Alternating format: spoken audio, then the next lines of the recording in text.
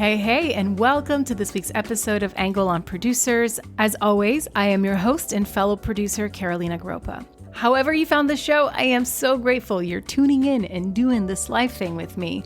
As you guys know, this is such a labor of love. Doing the show gives me a ton of joy. I learn a lot every single time I have a new guest. I learn when I talk to them. I learn again when I'm editing the episodes. You tuning in, you connecting with me, you subscribing to the show, liking the show, reviewing the show, engaging with me on social media, telling your friends, tagging your friends, all that stuff really matters. It's nice to know that you're out there and I'm not just talking in a void, you know? So thank you for tuning in. I'm going to keep this intro really brief. Durrett really needs no introduction. She is fun to work with. In fact, she is a great time, which is a direct quote from this episode. She's an independent producer who recently produced Adamma and Adamma Ebo's HONK for Jesus Save Your Soul, which premiered at Sundance earlier this year. As you may recall, I also helped produce this film, so I am beyond excited for the world to finally see it. It's Regina Hall and Sterling K. Brown just being the phenomenal talent that they are and totally worthy of you spending 90 minutes or so of your time with them, with these characters, and in this world. The film premieres on September 2nd in theaters and on Peacock, so check it out. Kara also produced Celine Held and Logan George's Vanishings at CADDO Lake alongside M Night Shyamalan, which is currently in post-production. We referred to this project as CADDO throughout the conversation when we recorded back in May, I guess it was. Yeah, she still didn't even have the title of the project, so there's so much goodness in this conversation. I really hope you take away from it as much as I took away this go-round of editing. A few gems that stuck out to me that I hope also resonate with you are why she loves working with first-time film directors and the advice she has for them, the value of learning by making mistakes, just being out there and doing the thing, and the deep respect we share for crew and how much of themselves they give to bring stories to life. We also have a special guest appearance towards the end of the episode, so make sure you listen to hear what the surprise is. Thank you again for tuning in. I hope you have an amazing day, weekend, whenever it is you're listening to this, wherever you are in the world. Without further ado, here's Kara. Okay, great. Okay, so on that note, we can get started. For the listeners, the Kara Durrett has taken almost a year of persuading to finally say yes. I still don't think she's fully convinced that she wanted to do this. I think I, and maybe Lowell, her husband, bugged her enough that here she is in all her glory. In a laundry room recording live from Louisville, Kentucky. That's right, because the life of a film producer is very glamorous. And so very glamorous. That's what we do. So it is truly an honor, milady, to finally have you on the show. I'm very honored to be here. And just so you know, it was never that I didn't want to be on the show because of you. It's more of, I don't know what I would say that people are ever interested in. So I think I've just tried to save you from whatever that is. See, I politely disagree because anyone who knows you and has worked with you only has the best things to say about you and all the things that you know and that you've taught them, myself included. So I get it that we, especially as women, always want to downplay our value and our worth and what we bring to the table. But nay, I say, not on Angle on Producers. Here we are. Here we are. Here we are, Here we are, world. So obviously, I want to take us to the beginning and start with what led you to the arts, because you started out like me, like as an actor, and you have a mother who was a producer in Dallas. So walk us through what was it the first thing that maybe inspired you to even get into the arts? Well, like baby Kara. My mom was always in the arts. It was probably my mom. My mom was always in the arts, and she was always kind of encouraging all of us to do it. And none of my brothers ever wanted to. I was doing it probably from such a young age, and I was only acting because it's it's the only thing you do when you're a kid. It's not like you're going to go be like a mini producer or something. So it's like, there's nothing else to do as a kid if you want to be in the arts, except be it either an actor or you're like a stage manager, and the stage manager is not as glorious. So no. Yeah, I don't know. I acted for all growing up, and I was tone deaf and I couldn't dance. And that put me in basically just a very small category of theater. And then, yeah, I went to college for it because I was able to get a scholarship for it. And I thought I wanted to do it for a living because I didn't really understand what it meant to be an actor for a living. I think in my mind, like, I mean, you and I have talked about this before, but like, whenever you're an actor as a kid, you just think that you move and then you get on a TV show and then you're like, and then I act forever. And that's like life. And then you don't really understand what the journey is or what the life is, honestly. So after college, so you went to Tisch. I went to Tisch. I went to NYU for acting. I went to the Atlantic Theater Company. And I got lucky. I got like scholarships, and I lied and said that I had been an RA before, and I got free housing, and I got like all the things to help me afford to live there. I was like a cater waiter on the weekends. Talk a little bit about that, because when you were in New York, surviving out there, that grind, you were working in catering. That's when you got into wedding planning, right? To like kind of self-sustain. I was a cater waiter who turned wedding planner only because I met wedding planners at catering events. And I was like, she wears a dress and drinks Chardonnay and seems like way easier. And I think she's making more than I am. And so I would like become friends with the wedding planners, and it would be like 22-year-old girls. And they're like, yeah, I'm making $1,000 a day. And I was like, that's incredible. And I remember I printed business cards and I went around to all the wedding venues in New York, and I just told them that I had done it before and I had never done it. And then I faked it until I made it as a wedding planner. Yeah. And then, I started doing that. And then producing is like basically wedding planning. That's what I've learned. Yeah. Yeah. Dive deep a little bit more. In what ways? What are the parallels? I mean, wedding planning is funny because it's literally every day you go to work, it is someone's most important day in their life, or to them, it's like the stakes are so high. They could not be higher. So people are on edge. There's so much money involved. There is a budget. There are people, who are the lead characters. There are side characters. There are dynamics within the cast, if you want to call it that. Like, you are protecting the drunk uncle from the other aunt, and they hate each other. And like, you are told about that beforehand. There is a schedule you have to stay on. Your vendors have to show up to feed everyone. It's like the exact same skills. So would you say then that the bride is the director? I would say the bride is the lead actress. I think the director is probably the bride's mother. Yeah. Or like parents is my guess. Because a lot of brides are really chill. They're very stressed and they're very overwhelmed. But like most brides, for the most part, are just trying to enjoy the day. At least like the ones that I always had really good ones. And they were always just trying to like enjoy their friends and their families and like have fun and stuff. But it wasn't as crazy as like, I mean, I've heard horror stories from other friends of mine. One of my best friends is like still a wedding planner in New York right now. Yeah. Tells me stories and I'm like, I don't know how you do it. It's crazy. Yeah. So then you left the glamorous life of wedding planning behind. Yes. I left it behind by choice. And then I went into events, which was kind of like working as an events person. So I would do like for filming locations, I would like handle the buildings, or for live events. I did a lot of like concerts. I did like a Coldplay concert, and Sam Smith. I was going to say Sam Elliott. Sam Elliott did not do a concert. Sam Smith concert, or I did the Grammys party one year, just things like that. Yeah. Worked at the Ace Hotel for a little while as like an events manager. Then I was still acting during all that time. And it was the perfect gig for acting because I only worked on Saturdays or Fridays. Right. And for acting, you just like need the week open to audition. So I would basically use the week to audition and to prepare. And if I booked a show, I'd take off events for a little while. So when you got into like I guess after school, you were there for a bit to like doing the acting thing for a while. Like, what was that time like for you? Did you get some traction? Were things kind of happening? Or like, at what point did you really go, wow, like to what you said earlier, the lifestyle of an actor is really, really hard. Well, it's not even that it's hard. It's that it's for a specific kind of person. Like you and I have talked about this many times. Like, producing life is just as hard as an actor's life, is just as hard as a director's life. Like a lot of them are hard. It is just like what kind of personality you are. And so for me, I always loved acting because I loved creating things. I loved collaboration. I loved art. I loved reading beautiful work and like putting it to life and having it move people. Those were all things that were like inherently a part of my goal in life, was to have this like connection with people. But at the same time, I could not handle not having control over that art, not having control over the work, who is calling me, where I'm doing it, how much I'm getting paid, what is my time worth? Like all of those things are the things that I would kind of just, I couldn't handle the like unknown. And there are so many people out there who can. They're just like waiting for the phone call, and they do that with grace. And like, I was never one of those. I was always like trying to micromanage it behind the scenes.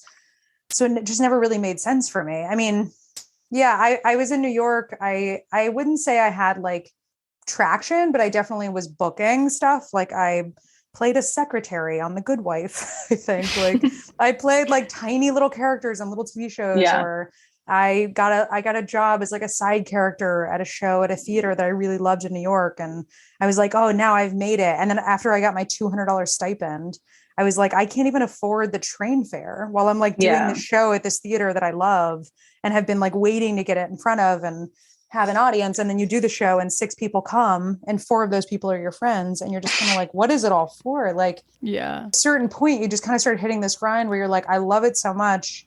I still want to tell stories. I still want to be an artist. But like, what does it mean to like live this lifestyle? Right. Could I ever have children? Could I ever? How do you sustain it? Yeah. How do you sustain? Like, could I ever travel? I just remember thinking like, I am forever living paycheck to paycheck by whatever day job I'm getting. I can't actually sustain anything. And am I going to do this forever? And I was seeing friends of mine like go to Broadway and they'd book huge Broadway shows. And we'd all, go out and celebrate and be like, oh my God, your life has changed forever. And then 3 months later, the show would get canceled and they'd be back to cater waitering. And I was like, it's just like the roller coaster of that was just it was not meant for me. Yeah. I mean, I get that. I definitely had a very similar, experience where I think like I saw so many of my friends like be so content with like the one guest star booking per year and like everything else, their life was just built around waiting for those opportunities, like working, of course, being in classes, doing workshops, like being in the space. But I just felt so unfulfilled myself pursuing that, and even watching them and some of my older friends that, when I came out here and I was a part of a theater company and some people that were, 10, 15, 20 years older than me and were still in that grind, like paying dues at a theater company to like perform, and I just was like, I love this, to your point, but like, once I discovered producing, I felt so much more fulfilled by getting to be a part of the process and seeing like how the sausage gets made. And it just felt like the one aspect of acting, yes, it's like so important because ultimately it's kind of all people see of the process, right? Like if you have terrible actors, it doesn't matter how great the producing was behind the scenes, like no one cares. That is the face of the project, of the product. That's why when it works, they get all the glory, all the praise. But yeah, it was just, for me, became very clear similarly, like if I fast forward to my life and I'm in my 40s and still in the same grind, like I will not be happy. And so I can't sign up for that, even though a casting director friend who was an actor who turned casting. She said it best. She's like, I can love acting, but not want to be an actor, That's exactly how I feel. Yeah. And exactly. It's like, I never fell out of love with it. Like I never stopped being like, oh, I hate acting. It was just like, I didn't want to be an actor. And those are different things. Like acting and being an actor are totally different lives. Yeah. And they're not really, and it's just about like whatever kind of person you are and whatever you enjoy. I mean, also meeting really successful actors, like the more successful actors I met, the more I realized how much I did not want to be an actor, because I was like, oh, if that's the top, like that, I don't want that. Like I see women in their 40s and 50s and they're like counting every calorie and they're like thinking about the way they're aging in such an intense way and their hair. And like, it was just very materialistic way of life. And it was just like, so not interesting to me. Like the idea of aging into that sounded horrifying. And so the more I was around it, the more I was like, oh, all roads are like not leading here. So I have to like figure something else out. And so then is that when the opportunity to move out west and work with Felicity and William H. Macy came up? I had moved before I worked with them. I had moved and I was still doing events actually in Los Angeles for a little bit, just to like make money and like try to, meet people and stuff. And I acted in LA, like I did comedy in LA for a long time, not a long time, a couple of years. And all of that was like, maybe I want to act still, but I also like interned at a casting office and I interned at a production office and I interned at like all these places. I was like an old intern, but I did it because I was like, I want to know all the other departments so I can understand if I really like them before I spend more time doing it. And then I got offered the job with Bill and Felicity because they started the Atlantic Theater Company, which is where I went to school, and I got connected from a teacher there. And I had met them a few times. And I had thought about going to grad school. I had applied for USC producing grad school because I was like, maybe I'll be a producer. Pause though. At what point did you Were you exposed to a producer in a way, like even though your mom had been a producer, right? Like, did you have other producer examples? No. I thought I could go to grad school and I knew I didn't want to go for acting because I'd already done the acting track, and I did not think that I ever wanted to be a director. I just never had that calling or like instinct. Me, I was like, maybe I'll learn a skill. Like, I didn't know if I wanted to be a producer, but I was like, maybe I should go and learn production, and maybe I'll find something within production that I will enjoy. And maybe it's not a producer, who knows, but like I should apply to grad school and figure it out. And then instead I got offered the job with Bill and Felicity. And I was like, well, instead of getting more in debt for college and not knowing what I'm doing, maybe I should just like work with them for a year as whatever assistant role I could get, and just kind of learn the business of Los Angeles and see if I could understand any of it, because I'd been in New York and like theater world for so long. And so then basically I took the job and decided not to go to school, mainly to save money, but also because I was like, I don't know yet. And like, why do I want to keep going to school? It doesn't make any sense. Yeah. And do you feel like that was the right choice looking back? Oh, totally. Yeah. Definitely the right choice. I mean, it taught me everything I needed to know in such a short amount of time, so quickly. Like what? And it solidified exactly what I said earlier about like meeting successful actors and what the lifestyle was, seeing what their day-to-day was. I was like, okay, like this isn't for me. And they had a really good life. They had like lovely home and kids and like everything, but I was not interested in the like waiting for the next TV show to come along or like whatever that looked like. And so that taught me that. It also just taught me the world of like the agencies. I did not know. I knew nothing about how production companies work, how film financing works, how independent film works. And at the time, Bill Macy was just starting to direct. And so he was doing this movie called Rudderless. And I was kind of jumping on like the end of that bandwagon. And it was like a very indie film. It went to Sundance. He was like kind of dipping into this world of directing. And part of the sell that he made to me was, he was like, you know, maybe you want to be a producer, you're still figuring it out. Why don't you come work for me and like, see if you like it, because I'm going to keep directing films. And I was like, okay, like that sounds good. So that was like part of the deal. He was like, I'm starting a company. Like you could be a part of that. We can kind of like grow it together. And he was such a theater guy. In general, I was like, well, we speak the same language. It's all kind of the same stuff. And he, you know, so that's basically why I took it and started doing it. Did you end up having opportunities while with them to produce? Yeah. I mean, Bill gave me my first credits. So he did a movie called The Layover, which was a movie in, I think, Vancouver. And that was the first movie I was like really a part of with him. And I think I got like an associate producer credit on that or something. And it was fun. It was interesting. It's like, yeah, I learned a lot from it. Like, I don't know how much I look back on that time. I know things I wouldn't do. Like I learned that from some valuable. Of the experience. Yeah, it was very valuable. Yeah. And then he did a movie immediately after called Crystal. And that one, he was like, come and like, he was like, you can be like my person, my like right hand.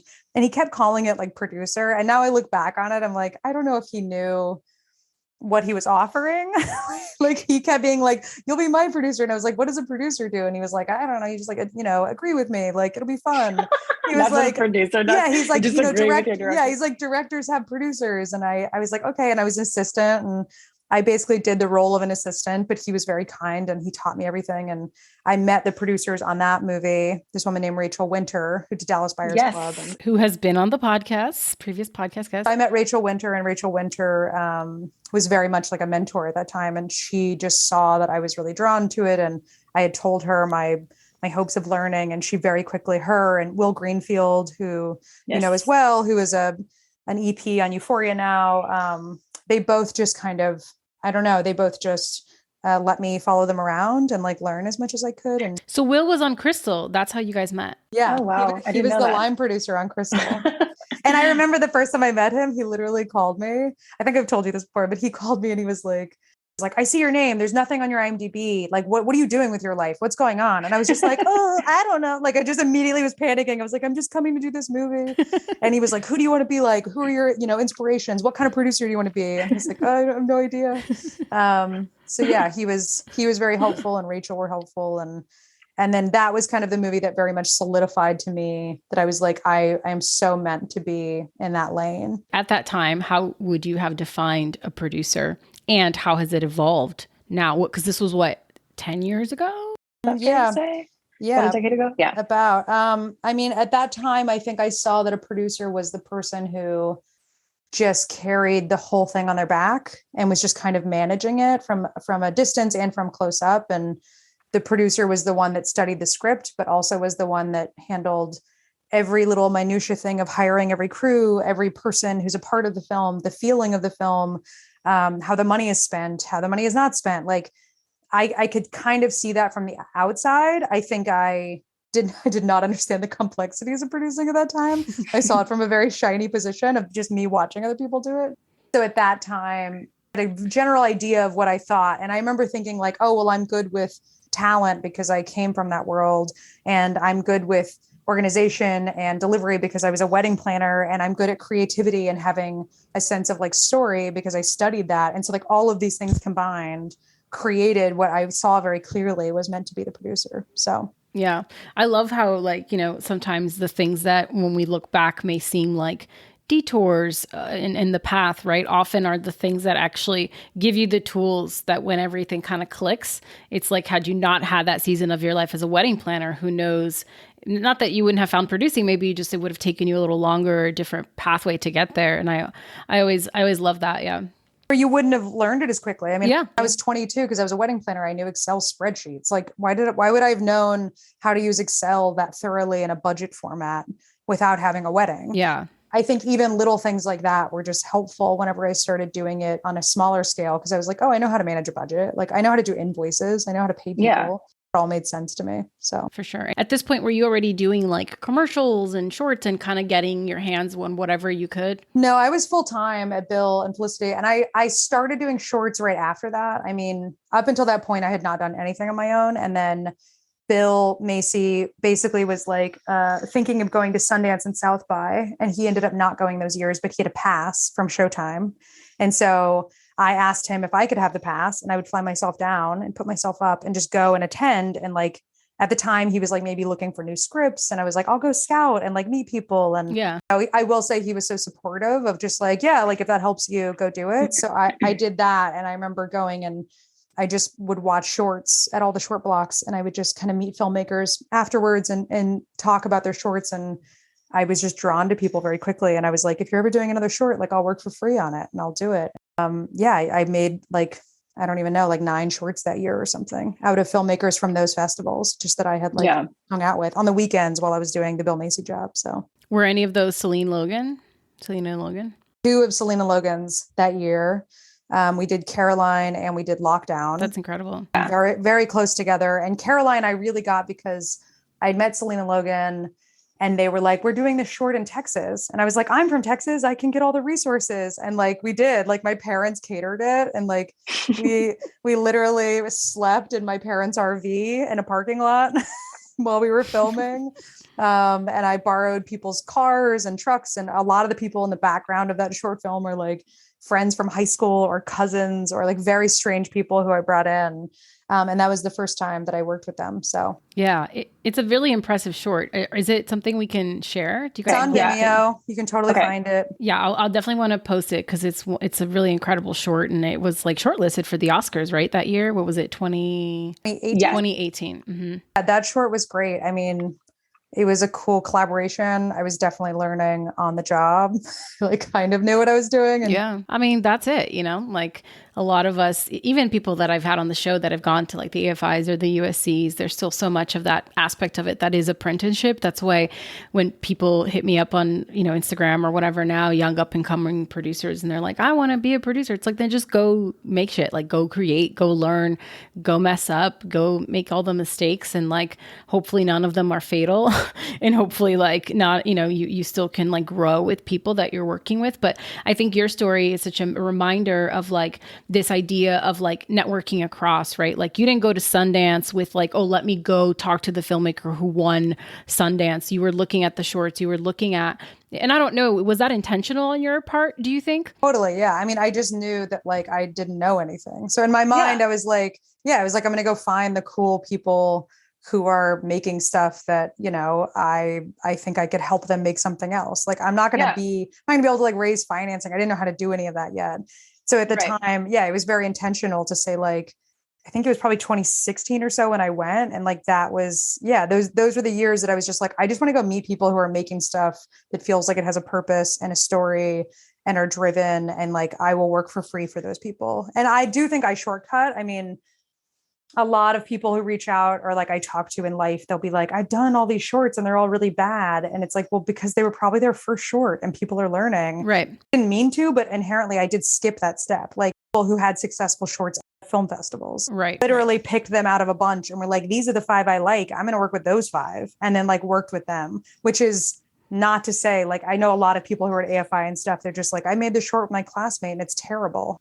Honestly didn't have to make that many bad ones, to be honest, to like learn that much. Yeah, you kind of were able to like intersect with filmmakers who already had gotten all of those 10 or 5 horrible shorts that never saw the light of day. It's part of the evolution of finding your voice, you know? It makes a good short first, and if you do, it's like probably just like luck. Exactly. In so many ways. Yeah, and then can you duplicate that? Yeah, Celine and Logan, this was their 3rd short by the time I had worked with them, and they had made 2 really good ones, but like they progressively were getting better, and so I was kind of coming in the middle of their of their climb and what they were doing. So it just made it easier. Well, so you end up working with like 9 different filmmakers at that time making shorts, but clearly you have become really close collaborator now with Celine Logan. Like you guys went on and did Topside, and now you guys like within 5 years, really, if you think about it, from when you guys met, it sounds like, you've done 2 features with them, and one was like such a level up to go from Topside to CADDO, or what's the official title now? That's a good question. TBD. TBD, but the movie with M Night Shyamalan, which is like, and I think that's interesting because it's like you were betting on yourself, but you were also betting on these filmmakers working for free. And I know there's a lot of independent producers like yourself who invest a lot of their time, their sweat equity, their resources, everything of themselves into these creative partnerships. And oftentimes you get people to be at that stage where they go do an M Night film, and then the next thing you know, they're doing a Marvel movie. And it's like, well, you kind of helped put them up there. And sometimes you don't get to go off for the next part of that ride once the bigs come calling. And I know you and I have talked a lot about that over a lot of wine and how, that sucks. But I think for people who are starting and or are a couple of years into their producing journey, especially on the independent side, I think that's such a great example, to look at how you were able to really build that for yourself and have those relationships. So 2 parts to this question is, one, what was it about them, I guess, that you guys kept working together, and maybe some of these other filmmakers, not that they fell off to the wayside, but there's only so much time that we all have, and you guys seem to really click. And what is it that makes you be able to collaborate with the same artist time and time again? Like, what is it that you look for, that makes you go, yeah, this is a match for me? Yeah. I mean, out of those shorts, what I will say is like some of those people don't direct anymore because they just realized it wasn't for them. Maybe it was a lifestyle or I don't know, but some of them we worked together and we were not a match. Like we worked very differently, and we felt very differently about the creative process and the process of making a film and treatment of crew and like all of these things that kind of came up during those times. So I always call it dating. Like you date directors for a while, then you kind of get married to them. And I think shorts are really dating, and it's kind of the best way to get to know someone. So I got really lucky that I knew Celine and Logan so well by the time we made our first feature. I mean, we made 2 shorts together that were both very successful. And then we had a 3rd one that was just kind of like this fun, wild ride where 4 of us went to Iceland and filmed a sex doll traveling or we went to London and filmed a sex doll traveling back on a plane, like docu-style on our phones. Like it was very fun. Topic paid for it and put it out. It was just wild.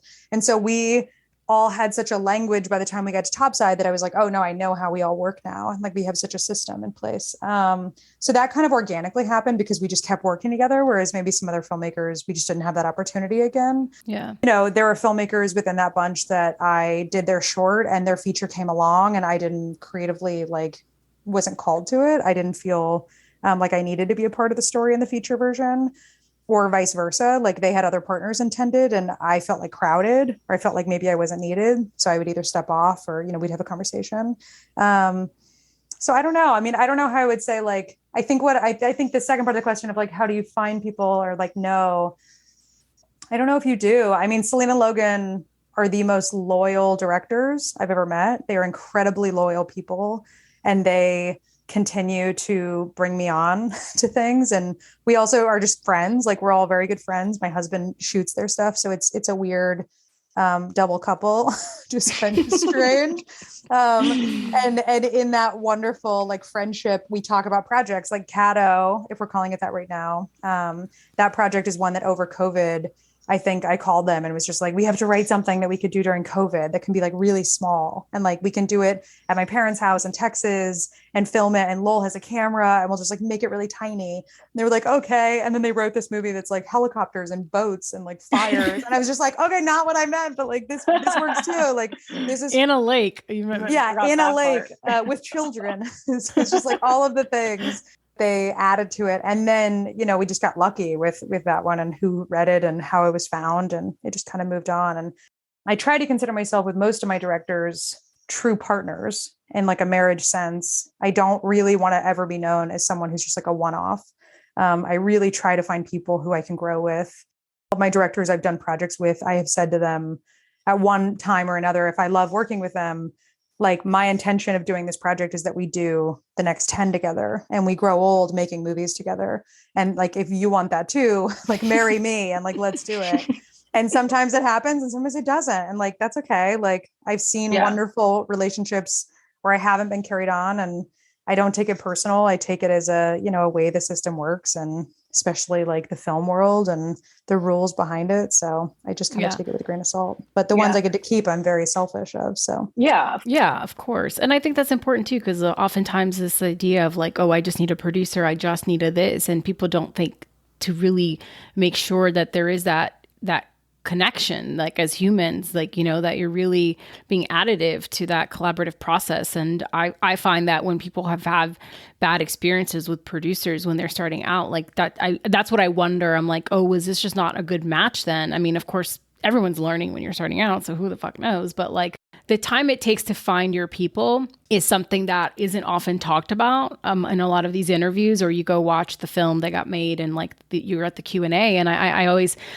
Coming up, I was always really resentful that I felt like there was information people were keeping from me about how they actually got there, because it's like, yeah, we just met each other. It's like, okay, but how long ago did you meet each other? You know what I mean? Like these are deep relationships that people often have. And then they just like decide to just make a thing. And then that thing becomes a big thing, For me, it took me like, I wouldn't say like 5 years of my LA journey before I felt like I found true collaborators, mentors, especially when I switched more into producing, who were willing to open up, let me look under the hood and learn how these things were made.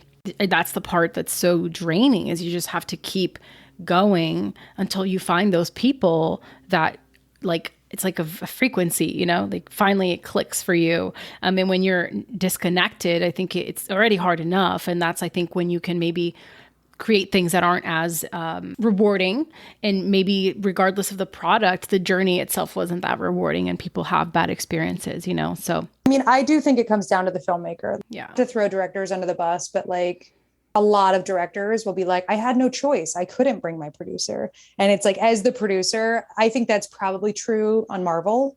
And I think anything that is not Marvel is probably not true. And it's not even probably, like, I know it's not true. Right. Is that the director they are too afraid because they're also working towards something that is their life dream and their goal. And they're also getting to these levels of like A24 comes calling or whoever.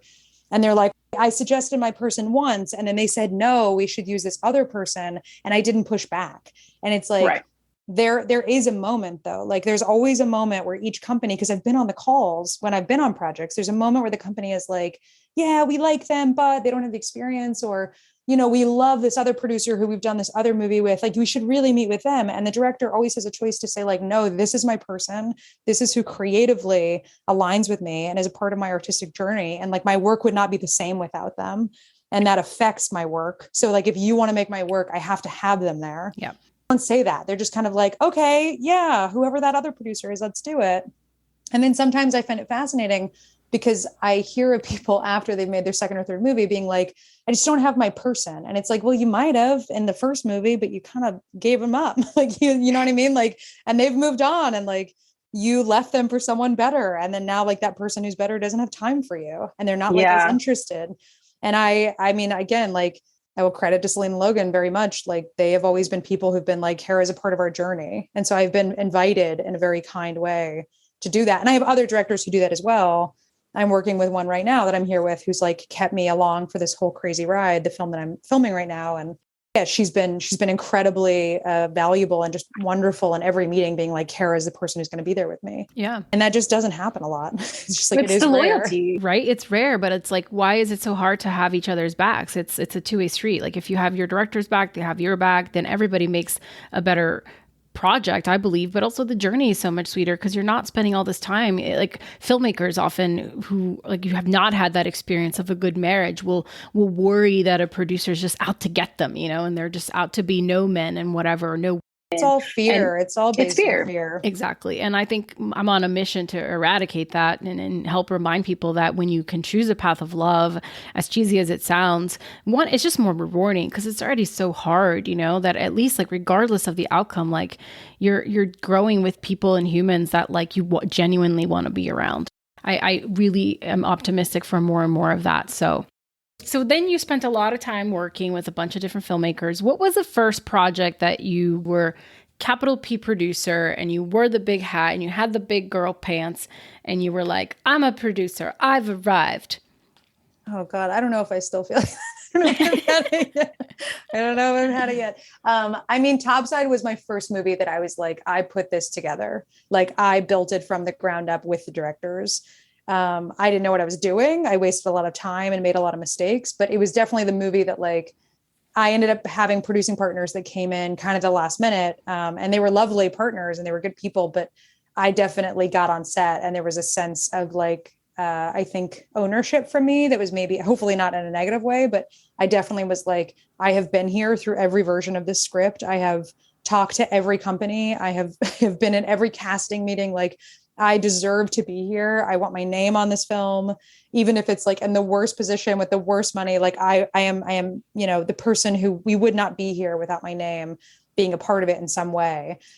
And so I think Topside was probably like the first one that I felt that kind of ownership over, to be honest. Yeah. So then after Topside, what comes up next for you?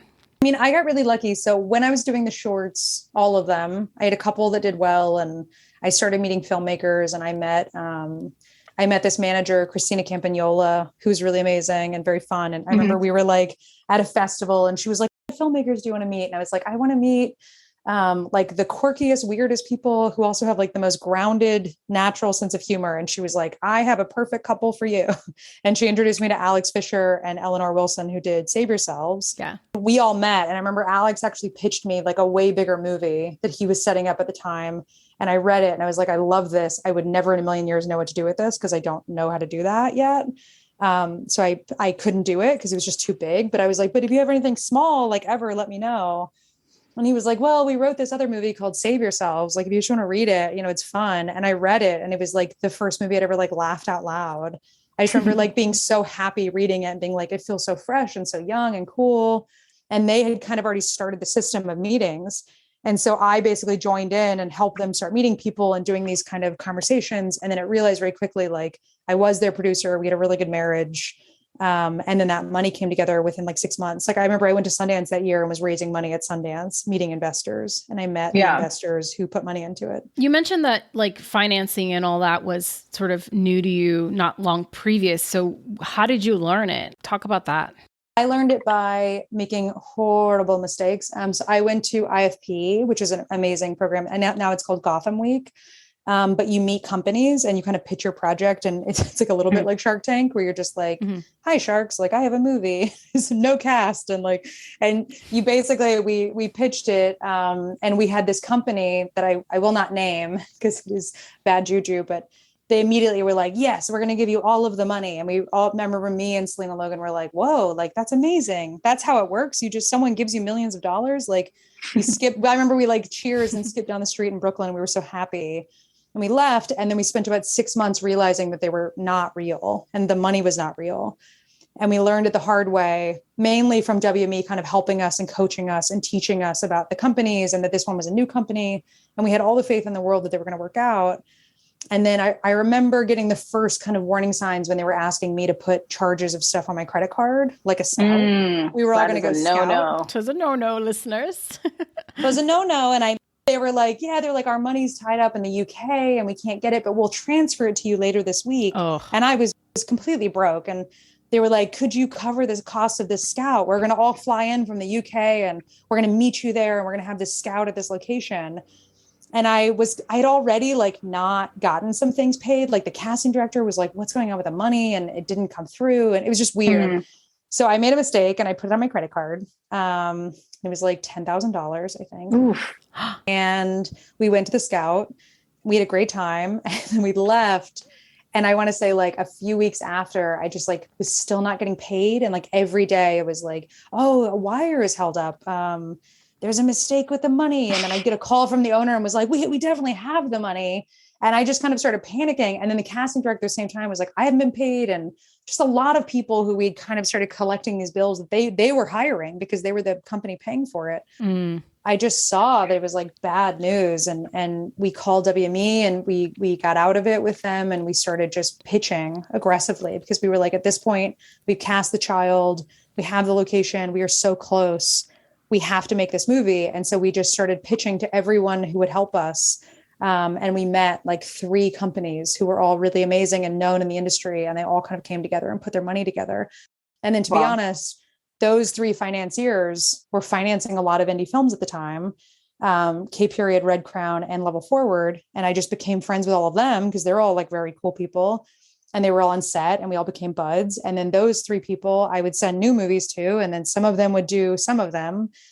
K Period, I did CADDO with right after and kind of form those relationships. And then those relationships give you 3 other financiers. It's like a pyramid. Right. It's like they give you 3 friends who are also financiers. And then you make 3 more from them. And then you just kind of keep doing. And then at the end of the day, you're like, wow, I know all the 40 companies who finance movies. Yeah. And I like them. And here's who I'd want to work with, or here's what kind of work they're doing and what I have makes sense for them or not. So. Yeah.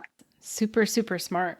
And so then at what point when we intersected, which was May of last year, almost a year ago, in fact, to the date, when was our, I believe that this was like around the week that I was moving out to Atlanta, if I'm not mistaken. Yeah. I was thinking about that we were starting that movie a year from now, which is kind of insane given where we are with that movie right now.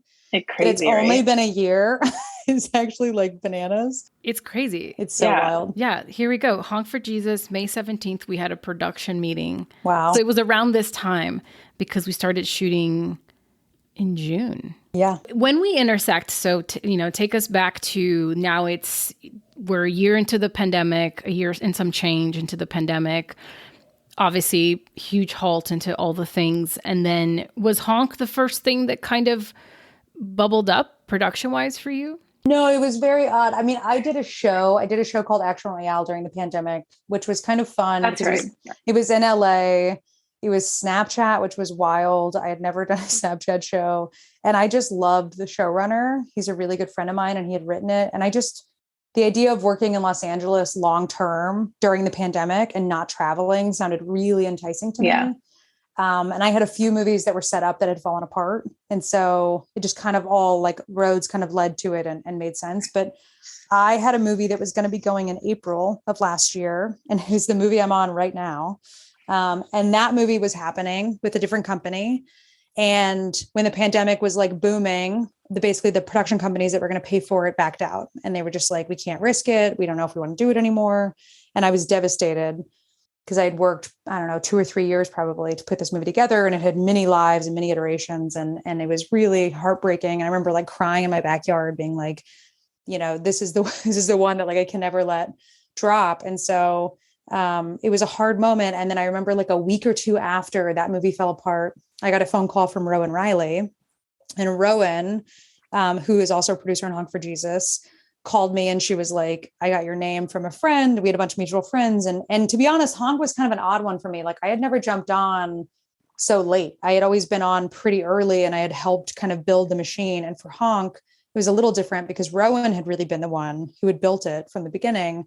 And then Rowan was like, I don't know if I can go. I have a full-time job. I am hoping I go, but I don't know. And we don't have financing yet, but we might.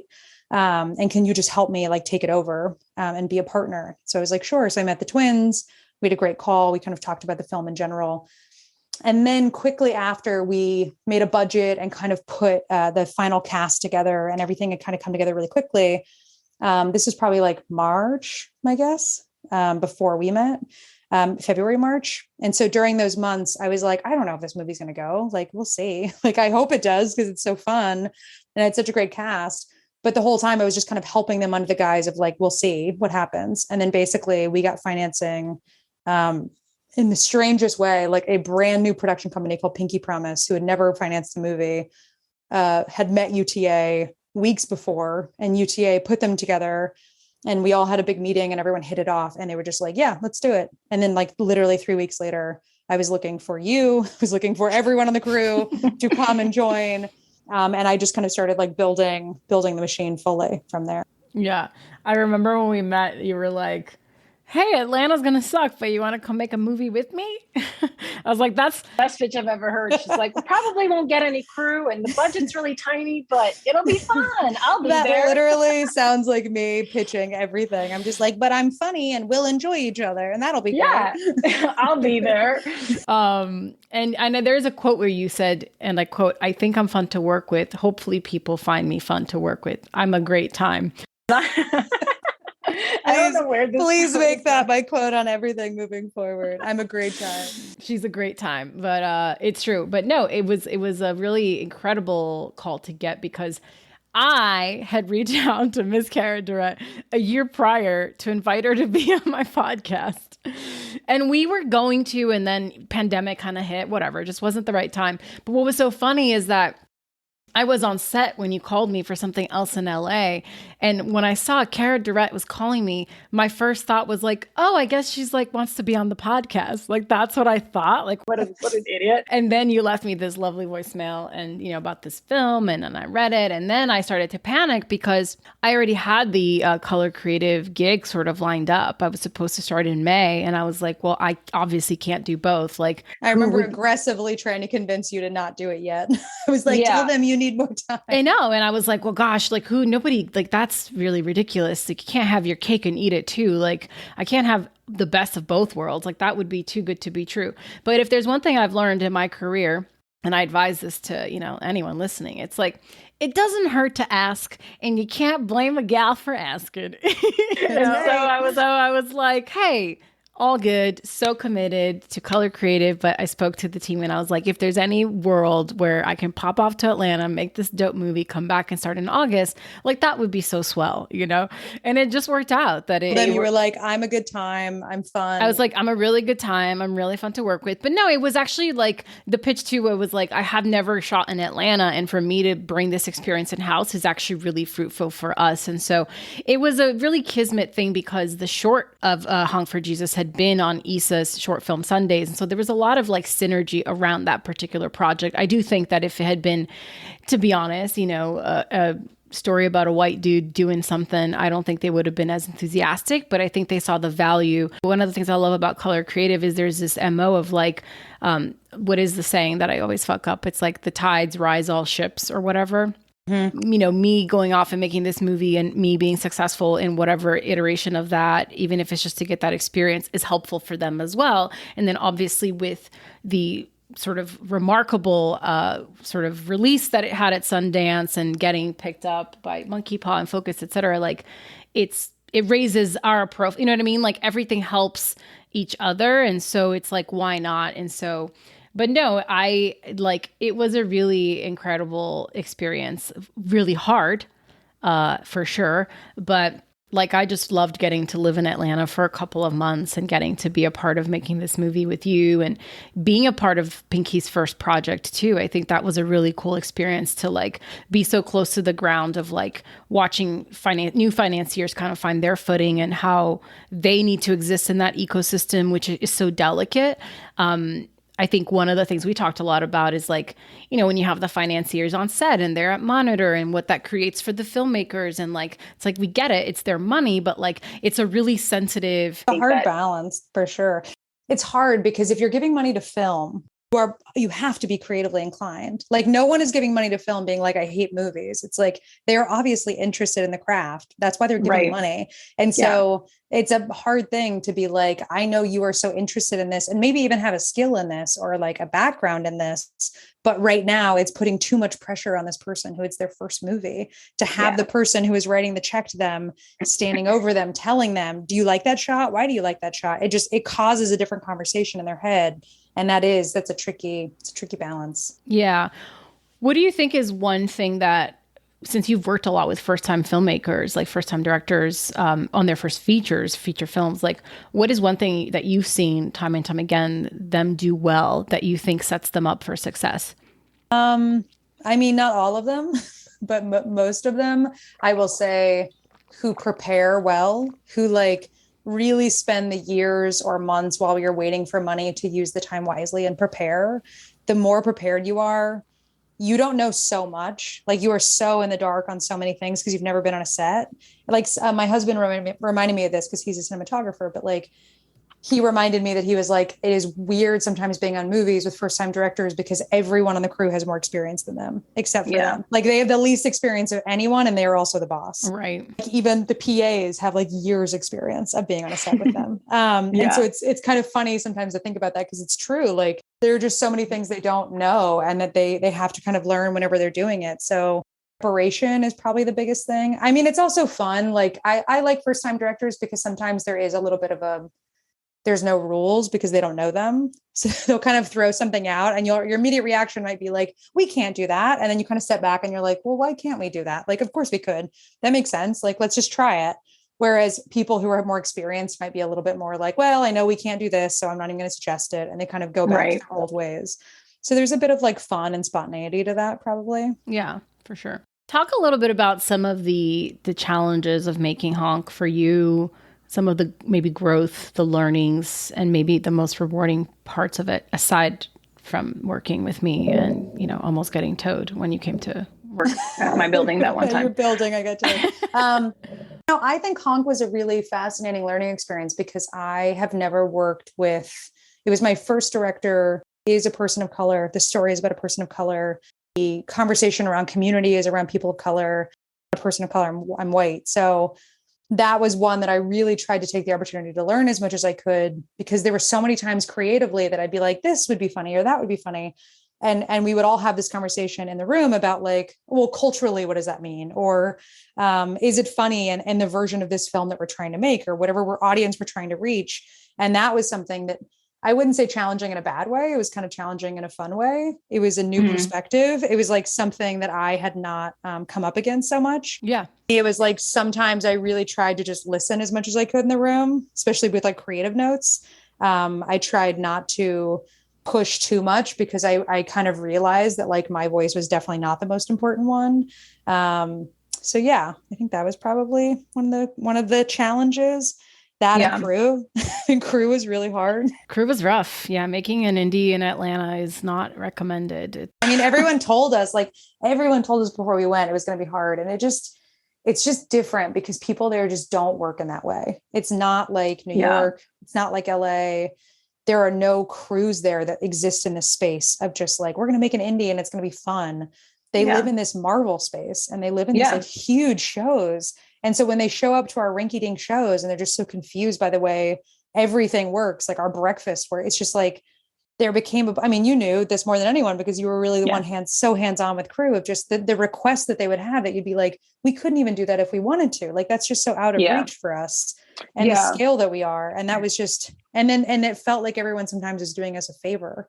And that's what made it really hard. What I walked away from that with is that people who move to LA, New York, to these markets to pursue this industry, they're pursuing a dream. There's a passion. There's years of grinding it out before you get to be on a union set, et cetera. And so it's really about the bit you're built, it's about the relationships you're building. Whereas in these other markets that are sort of new, it's just about a job. It's just a job. And if your job doesn't pay me what I'm worth and what I think I deserve, then I just won't do your job. They don't look at it as an investment in these filmmakers, like especially with the Ebos, which I find interesting because they're from Atlanta. Like they're going to be returning probably and maybe putting their first TV show there, right? So if I was a crew member, especially a department head, I would think, well, I want to invest in this relationship. But it's interesting that most crew just don't have that perspective. And if there's one thing I learned is you can't change people. You can't make them into a version of themselves they're never going to be. And so I think that was the hardest part, is like this lack of loyalty to the process, but also like a laissez-fairness about it all. You know, I remember even our Saint Gwiz Allen, who was our DP, burning his candle in our honor, just talking about like even some of the crew that worked for him that aren't necessarily as creative, just him being like, well, what do you think? Like, give me your ideas. And they'd be like, I don't know, this is good. You know, like just whenever given the opportunity to exercise that creativity, like people just didn't seem interested. I definitely felt like, I think you did too, but I definitely felt like a lot of people came in with a chip on their shoulder. And I was kind of like, why are you mad at me? Yeah. Like, we've never met. Like, I don't know who hurt you, but it wasn't me. And I'm so sorry. Like, that conversation I felt like happened so often with people who would walk in and would be like, I want this. And you'd be like, oh, okay, like, sure, let's talk about it. But it was like, they'd come in so aggressive about it. And I think it's because Atlanta is such a grinded out town and a really highway, like Tyler Perry Studios and all these studios that are there. I think that they just pump work into that city, and people are so used to working at such a high level, but also being paid so much that like, they were like so aware of everything that was going to go wrong for them, even though we had never done anything like that. We would all be like, no, like, we won't make you do that. That sounds crazy. They'd be like, yeah, because I won't. And you're like, but we're not asking. You've just got to keep going in that way. So yeah, it's crazy to think that with all of the challenges we had, we still made a successful movie during COVID without any shutdowns. Yes, we almost had like lightning strike and almost lost a full day, but even that we bounced back from. So I find it remarkable that the timeline of it, and then to get us to even have that Sundance premiere.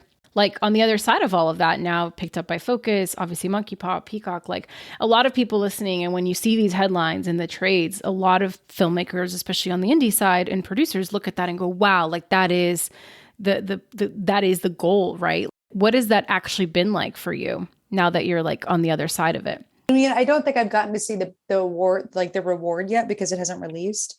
Yeah. And that's always the best part, when you get to see, like, other people actually get to see it, which is exciting. Yeah. Right now I'm in kind of like the worst part, which is when you sell it and you're delivering it. And every day you deliver one new document to them, and then they tell you it's wrong. And then you have to figure out why it's wrong, and then call a lawyer and walk through that document. And it's just like kind of a awful process of whenever you sell a film. So we are opening the cut right now and doing a few tweaks, nothing major, because the edit was pretty amazing by our editors, but just things that we wish we would have had time to do before Sundance that we didn't. So right now we're in the middle of that, and then we basically will deliver it in the summer. So yeah, I don't know if I've seen the good part yet. I mean, I did see the good part of the sale at Sundance, but Sundance is also like, it's fun to go if you have a movie that is not being sold.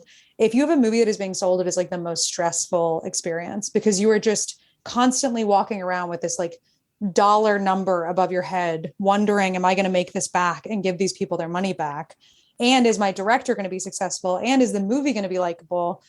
Is it all going to be worth it? Is the years of my life going to be worth it? And so you have this, like, I mean, every time I go to Sundance, I either break out in a rash or a hive or like, it's very stressful. It's so stressful. And people are yelling at you about tickets, and you're like, I don't even know who you are. And you're getting these crazy voicemails in the middle of the night of people being like, my granddaughter has to have a ticket. And you're like, who is that? Like, I don't know who this is even.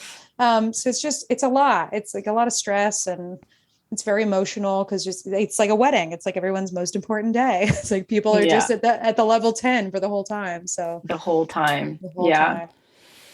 Well, anything that was really rewarding that you'll take away, or maybe a lesson that you learned that you bring on to the next thing? Oh, I mean, so rewarding. Like, gosh, the cast is like, I don't know. I mean, you know them now. Like, I think they're the coolest cast in the world. I think they're like truly the most lovely, smart, comedic geniuses, like the way they played on set, the way the creatives actually did find humor in so much. Adamma did such a good job of kind of creating her home nostalgia of what she wanted out of it, of this like world of Atlanta. And you watch it and it's like, you're right. Like it feels like Atlanta. It feels like there is that world a part of it. And that's such a hard thing to do. So yeah, I mean, all the good things that came out of it on top of the stressful, but I mean, you know, it's a success story. So it's really easy to be like, that was great because we like made money on it. Yeah. It's really heartbreaking when you're not one of those lucky ones. And it is a lottery. It's like 2% of movies sell out of Sundance and that barely make money. So when you're one of the lottery winners, you just have to be so grateful because it's like, there's so many who are not. So yeah, no, absolutely.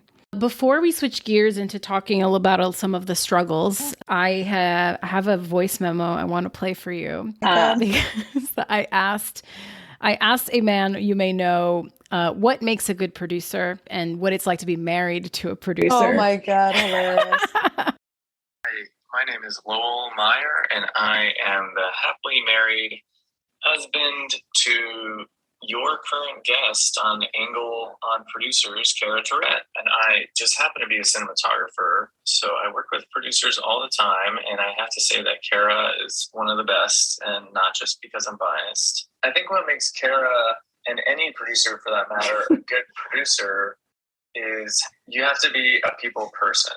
You have to be able to deal with lots of different personalities, from grumpy folks to aloof folks to just downright mean or people who don't know what they're doing.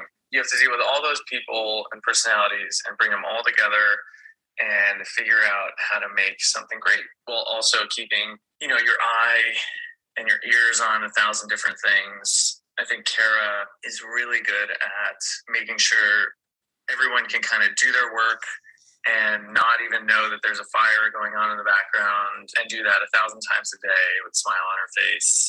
Working with crew and talent and directors, all of those things are vital for any producer, because you have to be able to, navigate the egos of the day-to-day production and walk away with good footage and walk away with what will eventually become a good movie.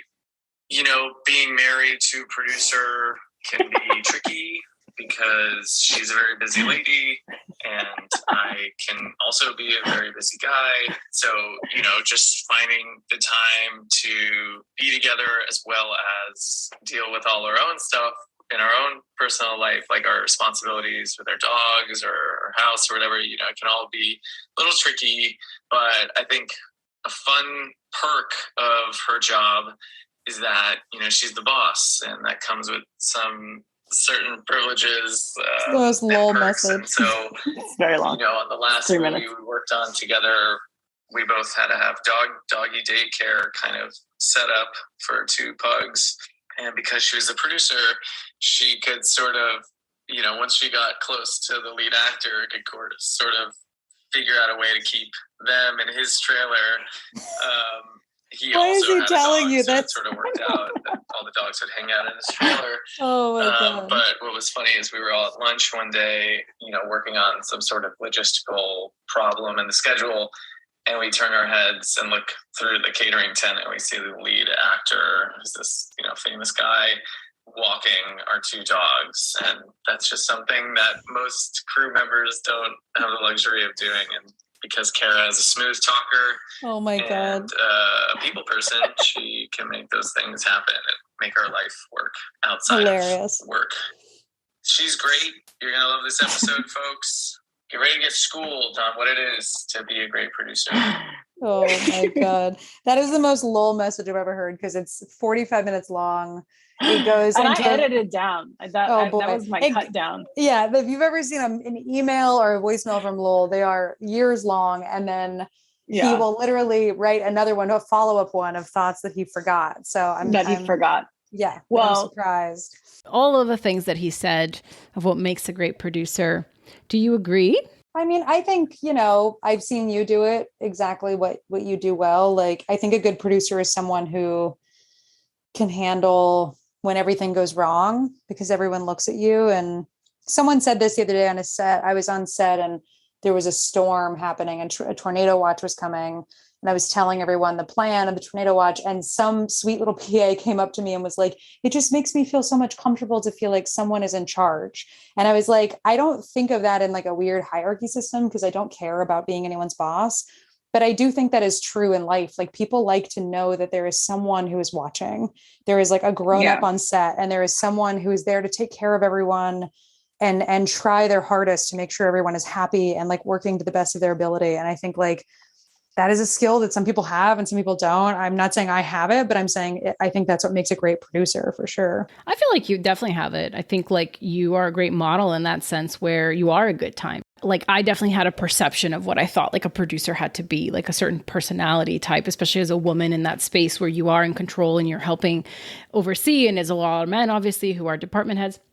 But I think like when it really clicks that you can kind of bring who you are to the job, you know, and how you navigate the challenges. And so like for you, and I think we're similar in that sense, we use a lot of humor and laughter, and there's like a levity to things that reminds people like, hey, like we don't have to take this all so seriously. Like let's show up, let's do the job well. But there's also an aspect of like, we're making a movie, we're going to figure it out. And I think people really respond to that kind of type of leadership quality, at least that I've observed in my projects, you know, and I think you definitely have that. Well, and being grateful. I mean, if there's anything I hope every producer is doing is like, I try to be so grateful. And I know you do as well. Like that's something that you and I really aligned on from the beginning is just people are leaving their families and their lives and they're on set for 14 hours and it's not their dream. Like their dream was not to make that movie. Their dream is to have healthcare and a good job and to have a family or whatever it is they want. And we are taking their time, and it is a very big ask. And I think that there is this sense of sometimes you get on set and people, I mean, I've just done 5 projects in a year. So I feel like I'm a little more sentimental about this now because I'm very aware of how much of my life has been taken up. But yeah, I really try to think lately about every director comes in, and it is so important for the directors and the producers. They come in, they have been waiting for this project for years. They have been hoping that it's going to go. They get on set, their dream is coming true. They're making it and they're in it 18 hours a day, 19 hours a day. Doesn't mean that everyone else is. What it means is that you can ask people for their craft and their ability to be on set with you for the time you're paying for. And then you have to kind of release them and like, let them go home a little bit and like, be with their lives because they're doing this over and over and over. I mean, they wrap a movie on a Friday and they start another one on a Monday. It's just it's not the same as us. Like we all have these sailor hours where we get to do 2 months on and we get to go home for 2 months. And like the crew doesn't get that. And I try to be so grateful and so humble by like the work that we get from these people because it's incredible. Yeah, absolutely. Speaking of that though, this idea of work-life balance, which is like an endless quest. What is that? What is that? But you know, the thing you speak of. But you know, you've been going for a long time. Like since we've met, you were already coming off a thing and starting HONK, and then we're like in the office for HONK, prepping CADDO and like selling them. Like you were just doing always a million things true to like a producer's sort of MO. But you know, how do you find time in for self-care? What does that look like for you nowadays? Oh, no, I don't know if I have self-care. I mean, I got a massage yesterday because some friends of mine bought it for me and they sent it to my house, which was really nice. Because I had a rough first week of shooting, but I haven't figured it out yet. I mean, I've taken the advice of Sundance. I did the labs a couple of years ago and Sundance gave me this really great gift where they were like, the 2 things you need is you need a lawyer and you need to not work on a day of the week. Like one day of the week, you need to say, I'm not going to answer things. And I do that now. And I didn't used to do that. And I do now. Like on Sundays, I mean, I'm doing this, but it's not work because we're friends and I wanted to do it. But like Sundays, I really try not to work. I don't answer emails. I don't talk to people about their films. I give them 6 days of my life a week. And like after 6 days, it doesn't mean that I don't love it or that I want to do it. It just means I have to like look at my husband and have a conversation about our life or go on a walk or go on a hike or plan a dinner, like just something. Yeah. Otherwise, I just think, I don't know. I think you lose what you're all doing it for, you know? What's the point? Yeah, exactly. Yeah. Speaking of like, you know, I've been very honest on the show about my own struggles, like especially coming up as a freelancer with like anxiety and depression and like self-worth being tied to the work or the money or the title or whatever. What are some of those challenges for you? Like in these lulls of your career, how have you weathered those storms and what keeps you going when you feel discouraged and like you could always go back to wedding planning, you know? Yeah. I mean, it's funny. I think I just passed the hurdle like probably a year or two ago where I've started to realize that no matter what, I'll be okay. Like, even if everything goes wrong and everything fell apart tomorrow, I'll still survive and be fine, because I've done so many years at terrible jobs. Like, I've waited tables, I've nannied, I've like, I did guerrilla poster hanging in Brooklyn. Like, I have done all the things. I have been paid by the cash, by the hour under a bridge in Brooklyn. Like, I have done that stuff for so many years and I survived always happily. And so now that I actually have like a career that I love and I cherish, like, I just know that no matter what, even if it all fell apart, I'm going to be fine. Like, I will figure it out. I'm a smart person. I'm lucky. I mean, I don't really struggle too much with anxiety, and so many people around me do. And I see how hard it is. I definitely struggle with, I wouldn't say depression, but if I work too much, like, I notice if I work too many days in a row and I don't go outside, I start to wonder why I'm doing it.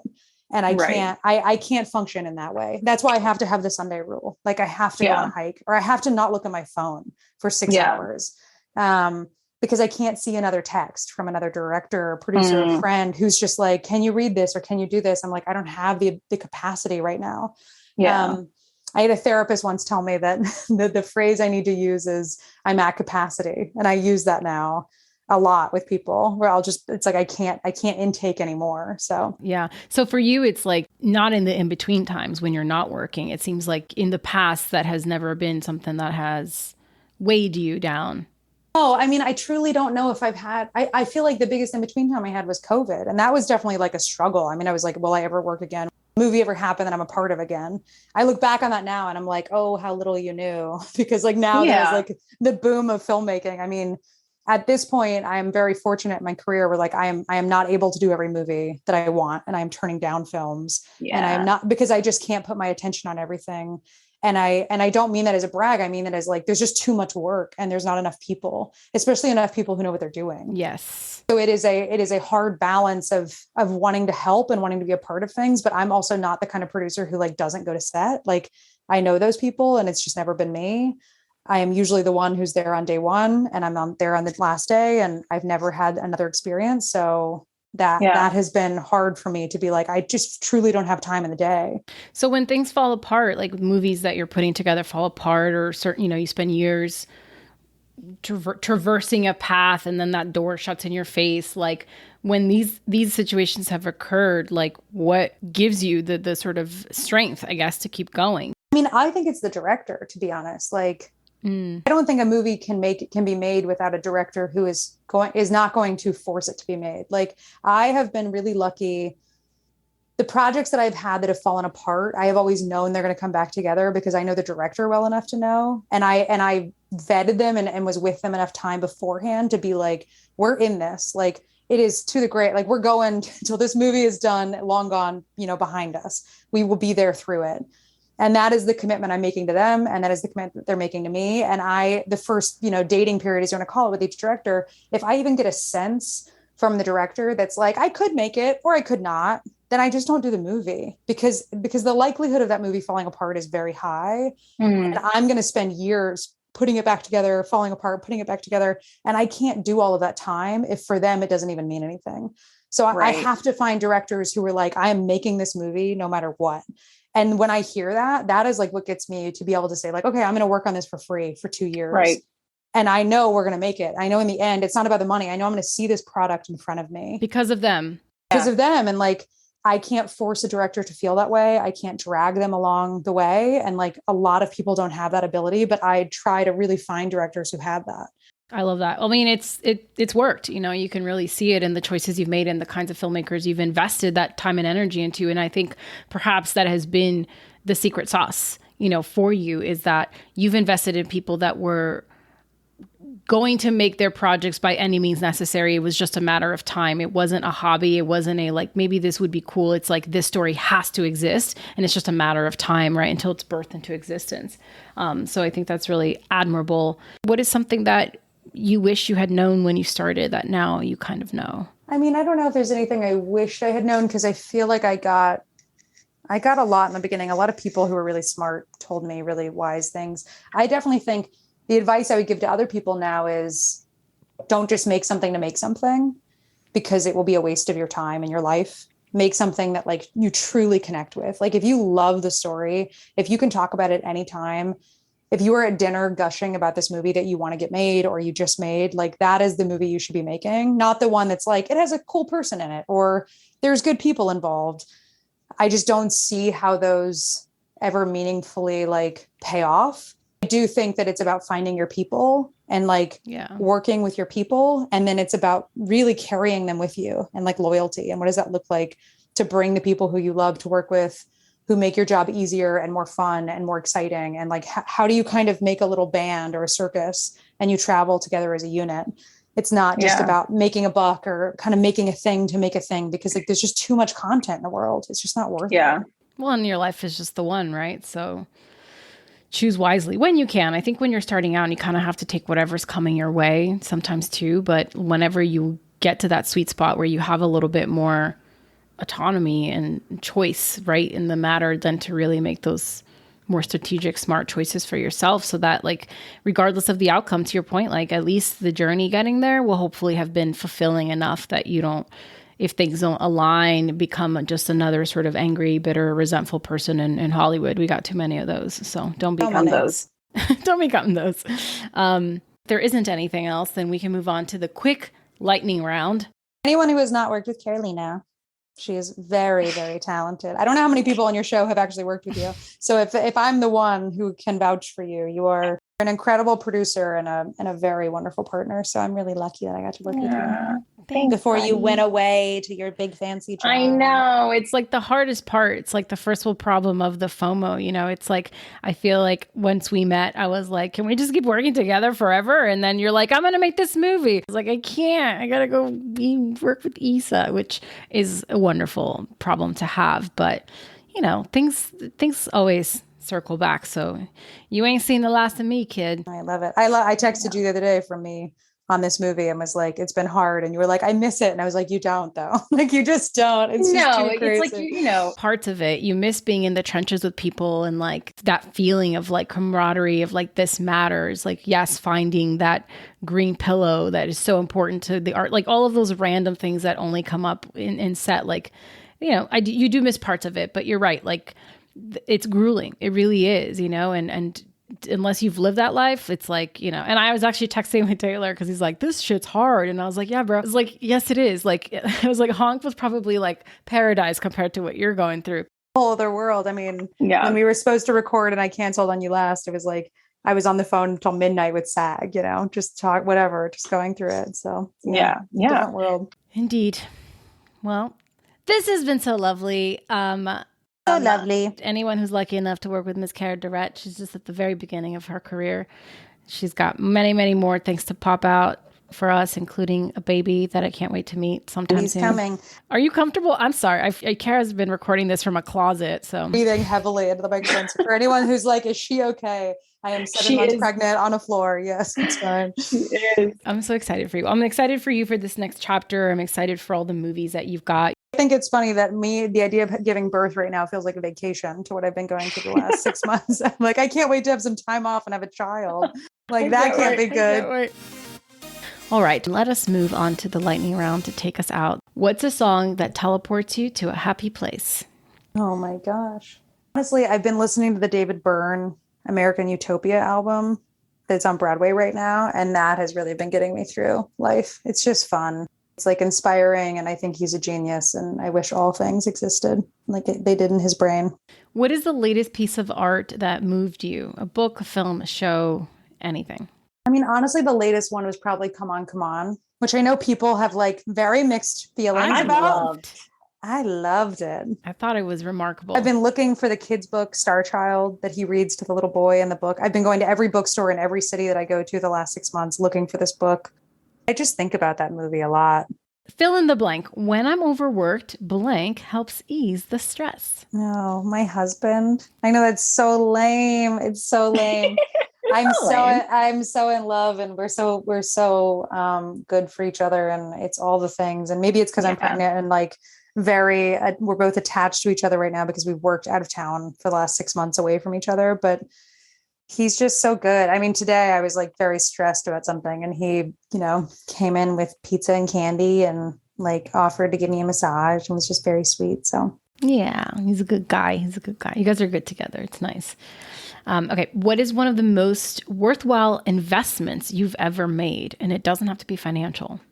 I honestly think doing those shorts, those years, it was an investment in my career. It was an investment in meeting people. I knew no one when I came to LA. I knew nothing about film. And it was something that I remember at the time thinking, why are you doing this for free? Like you were making money as a wedding planner. You were an event planner. You were doing all these things like you're doing every weekend as some project or something. And I look back on it now and I'm like, oh, that was such a good investment in time. And also just the people I met. I met the coolest people and so many of them are still my friends and I still make movies with. And yeah. Well, this is the final question.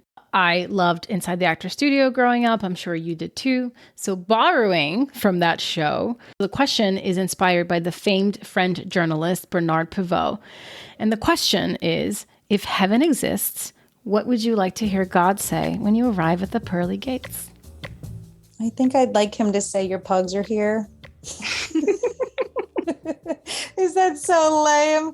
No, that is so sweet. That's what they're going to be. You don't know, dogs are tricky. I don't know. People don't know if they're going to, I think I want to know my dogs will be there because I love them. And yeah.